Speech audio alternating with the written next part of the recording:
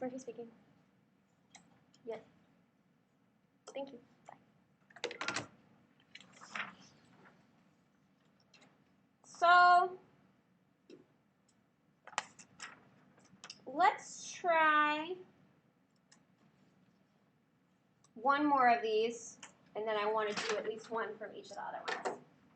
So let's try one more of those. So how about E? All right. So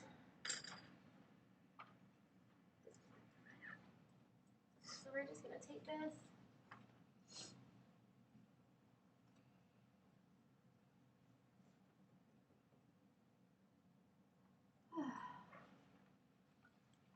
I'm just going to draw it. How about that'll take less time. Okay, we've got E, where we've got this triangle. You've got it nice on your paper.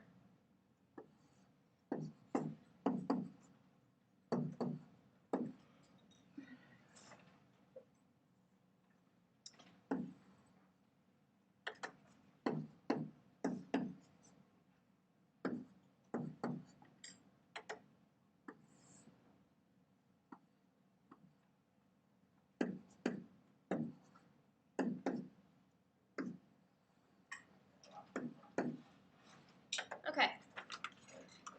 So again, we're going to set this up by saying 5 over 8 equals x over what? I want to find the length from C to D. 7 minus x. Good. So 5 is 35 minus 5x. See how I did the distribution all at once? You have to times them by both of those. Equals 8x. I'm going to add 5 to both sides. 8, 9, 10, 11, 12, 13. And then I'm going to do 35 divided by 13, which gives me 2.69.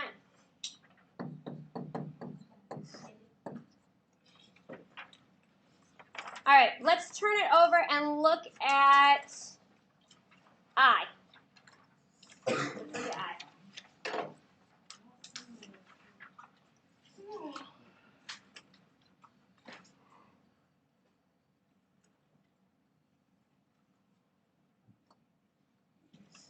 Okay, so this is like 6.6.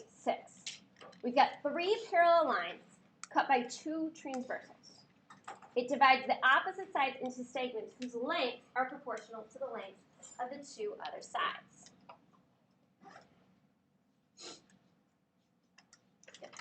So we have 3x over 5x equals 60 over 8x. We're just going to cross multiply again. 3 times 8 is 24x. 5 times 60 is 300 x. Yeah. Oh, 24x squared. Sorry. And this is where it gets complicated because we've got a squared.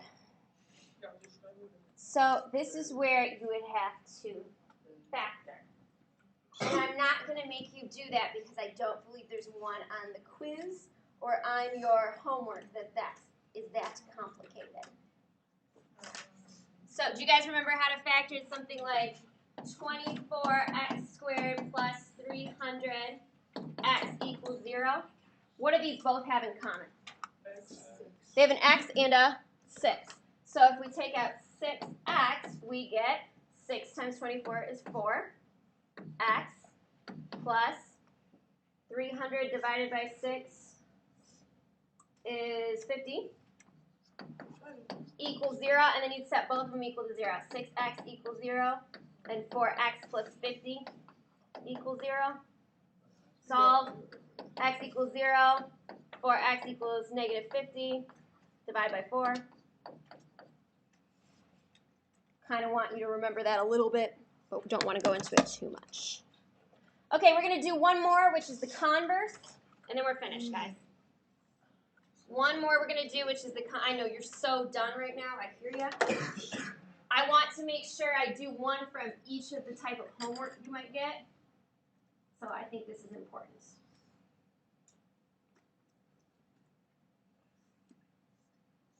Okay.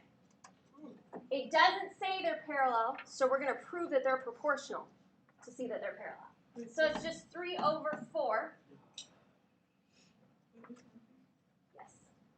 It says M implies BC is parallel. Right. So we're determining whether the information implies. Implies means, do we know that it's parallel? Can we prove it? Okay.